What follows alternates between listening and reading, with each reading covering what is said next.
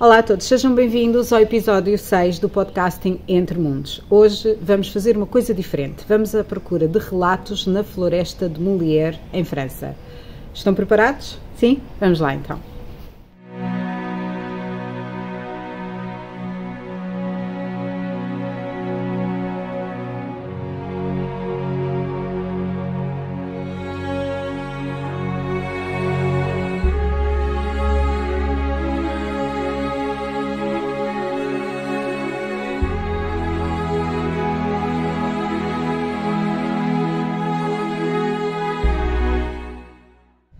Estamos na floresta de Molière. Aqui as lendas são variadas, porém dentro das lendas existe duas coisas: história real muito antiga, entre o século VI e o século VIII depois de Cristo, e temos também os relatos na primeira pessoa, relatos que vêm escritos desde o período medieval até aos dias de hoje.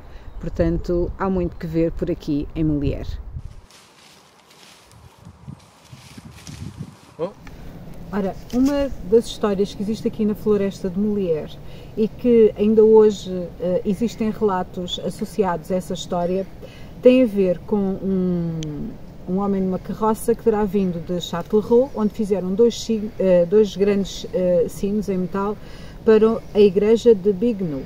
Pronto, ele vinha cheio de pressa, queria se despachar através da costa de Assis e que acabou por entrar aqui. E então diz que ficou preso na lama e começou a gritar pelo diabo, não é? Como se fosse, como dizem antigamente, em vez de ser cristão era pagão, a dizer para levar o sino tipo para os infernos, que não queria saber do sino. O que é que aconteceu? De repente, segundo a lenda, o chão abriu-se e um dos sinos terá ficado lá preso, portanto que ele só chegou à igreja com um. E então, o que as pessoas dizem hoje em dia é que nesta zona da floresta costuma-se ouvir um sino a tocar. Portanto, nas profundezas. Não interessa se é de dia, se é de noite. Portanto, existe essa história de vários relatos ainda hoje, de pessoas a dizer, ouvi um sino a tocar debaixo da terra. Deve ser o tal sino que ficou perdido.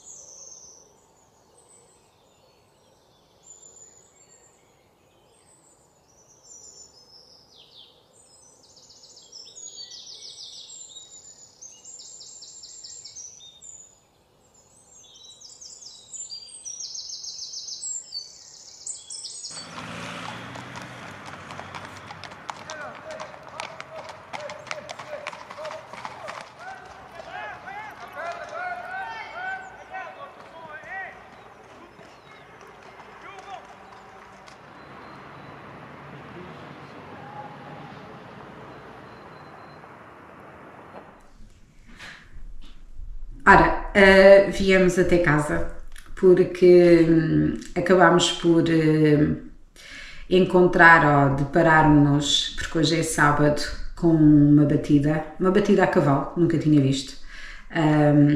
Não faço ideia se era batida a raposa, se era corso, se era veado, mas não deixa de ser engraçado por causa do caminho onde íamos, porque íamos ao encontro de uma das lendas mais conhecidas da floresta de Molière, mas que é também aquela que traz mais relatos estranhos, por assim dizer, que é a lenda do túmulo da criança, que eu vos vou ler.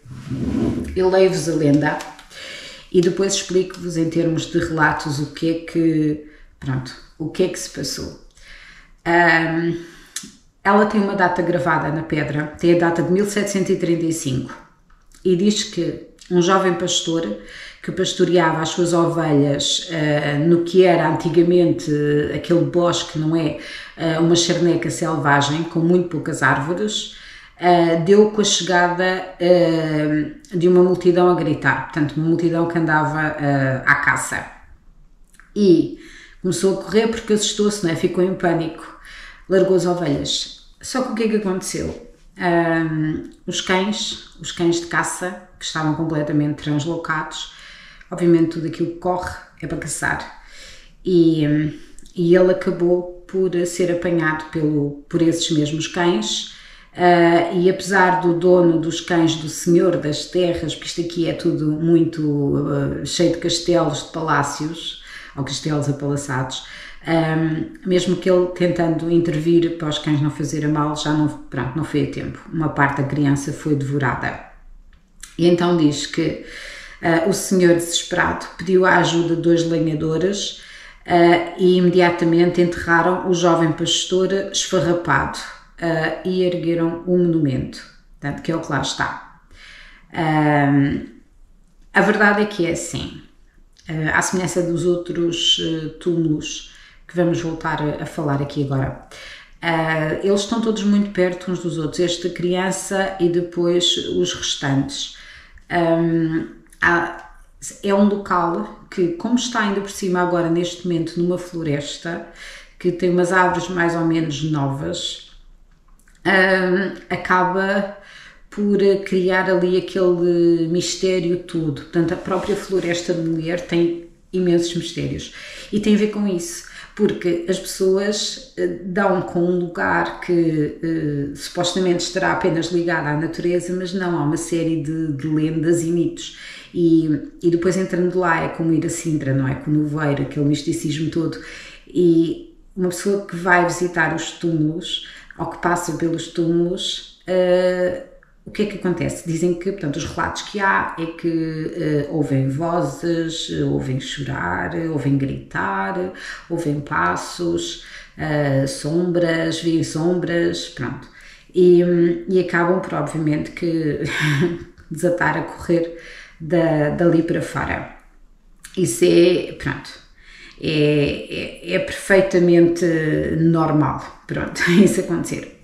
Os outros túmulos que também estava a falar há bocadinho, eles pensam que é uma necrópole merovingia, e que eventualmente, como eles são todos túmulos pequeninos, sarcófagos pequenos, terão sido realmente apenas crianças ali a serem enterradas. Portanto, estamos a falar de um bosque em que quem está enterrado são crianças. Portanto, isso tudo puxa a imaginação. Ninguém faz ideia porque é que só estavam aquelas ossadas, aqueles cadáveres que foram colocados então entre o século VI e o VIII depois de Cristo. Poderia ter sido por um ato de guerra, por uma peste qualquer, portanto qualquer coisa. O que é certo é que só foram ali colocadas crianças.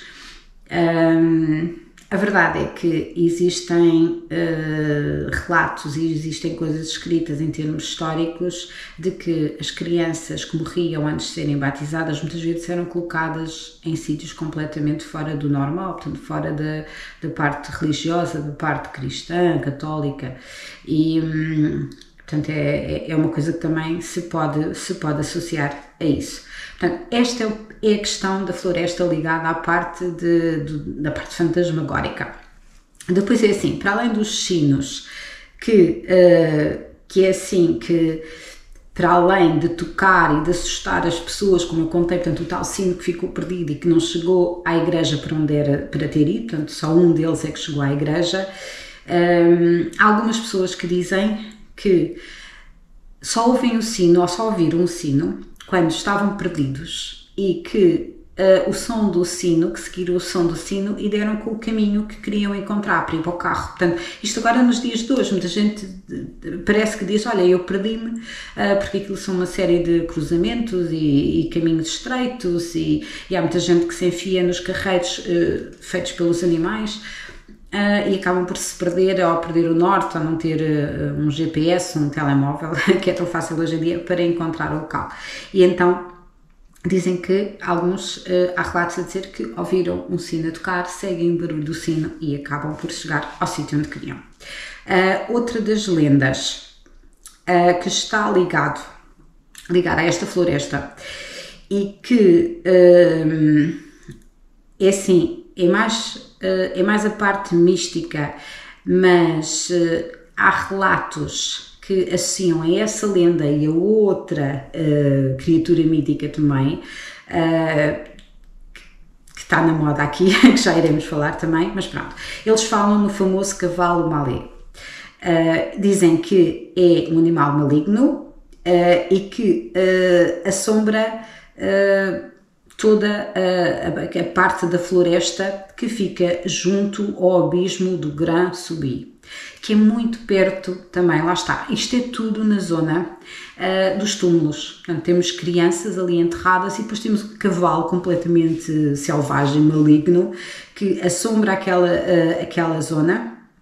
E depois aparece um pequeno abismo, que não é assim tão pequeno, 50 metros de largura e cerca de 20 metros de profundidade, mas que chega a alagar. Portanto, ou seja, que o animal é de tal forma louco, não é?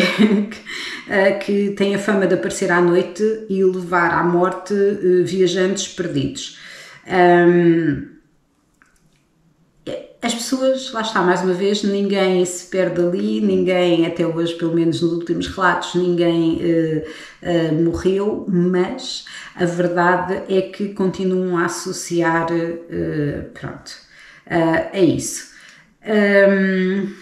Outra criatura, como eu estava a dizer, é que é assim, que é o nosso lobisomem, e que eles chamam de loup-garou ou la bête. A besta. Há uma série de lendas, mitos e depois relatos de avistamentos de criaturas associadas ao lobisomem. Portanto, uma espécie de lobo gigante que anda em duas patas, como se com o corpo de homem, por assim dizer, mas com a cabeça de um lobo.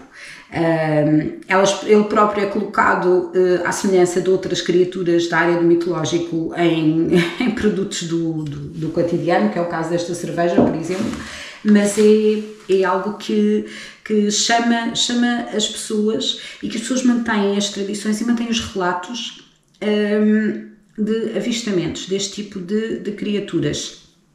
E também está associado ao bosque de Molière, sendo que a própria criança, do túmulo da criança, de 1735, há quem refira que a criança teria sido morta por lobos e não por cães, mas a verdade é que a maior parte das histórias que existem escritas, das histórias que são passadas, realmente culpabilizam, vamos lá, a ver quem andava a caçar e os cães, a matilha de cães que vinha com o senhor para a caça, portanto que faz muito mais sentido, sendo que o próprio senhor criou um monumento à criança, criou ali o túmulo, o sarcófago e pôs lá a data para lembrar, e por causa de uma coisa que foi um acidente, mas não deixou de ter um pouco culpa, alguém tem que ser culpado por isso, não é? Depois existe uma cruz que fica mais para o centro do Parque Molière. Estamos a falar de uma coisa que tem 5.000 e tal hectares, portanto é uma coisa imensa, enorme, cheio de bosques de carvalhos, de bétulas,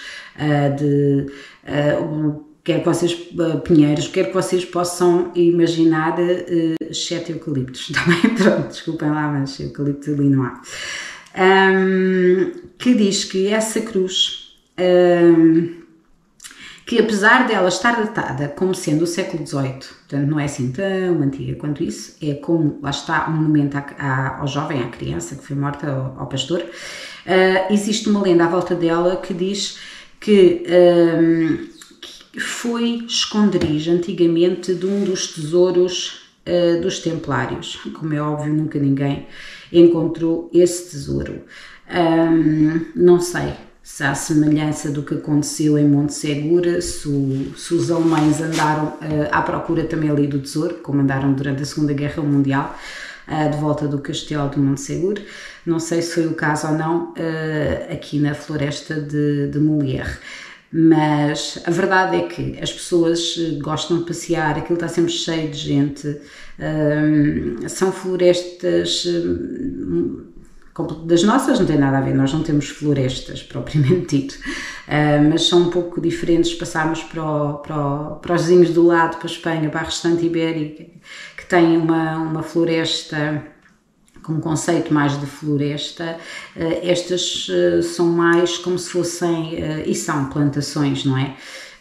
Mas são plantações que até são bem geridas, porque mantêm as árvores, não dão cabo tudo, por assim dizer, e quando plantam realmente espécies locais e espécies que fazem com que mantenham a fauna e a flora, que é sem dúvida nenhuma o mais importante.